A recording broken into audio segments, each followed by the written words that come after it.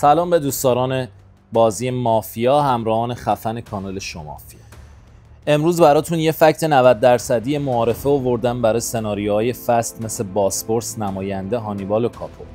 حتما براتون پیش اومده که پلیرها تو روز معارفه با هم سخت درگیر شدن، به هم تارگت سفت زدن، همو گردن گرفتن. بقیه پلیرها هم نظرشون رو راجع به این سایت که کی توش مافیاست و کی توش شهرونده رو اعلام کردن. تو این وضعیت اگه هر پلیری تو بازی پیدا شد و خواست بازی رو آروم کنه و به نظرش جفتشون شهروند بودن و ازشون خواست که به هم تارگت نزنن، اون شخص با آدز 90% مافیاست و شب تو تیم مافیا بیدار میشه.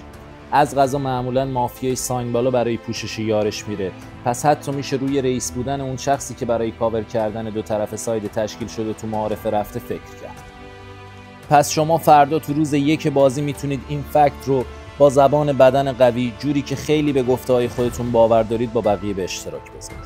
سعی کنید نظر بقیه رو راجع به این شخص جلب کنید تا به خروجش رأی بدن. اگر موفق بشید که این کار رو انجام بدید، به احتمال خیلی زیاد شما رئیس تیم مافیا رو از بازی خارج کردید. حتما این فکت رو تو بازی تست کن و نظرت رو با همون به اشتراک بذار. اگر به بازی مافیا علاقه دارید، لطفاً کانال ما رو سابسکرایب کنید تا از جدیدترین فکت‌های بازی مافیا مطلع بشید.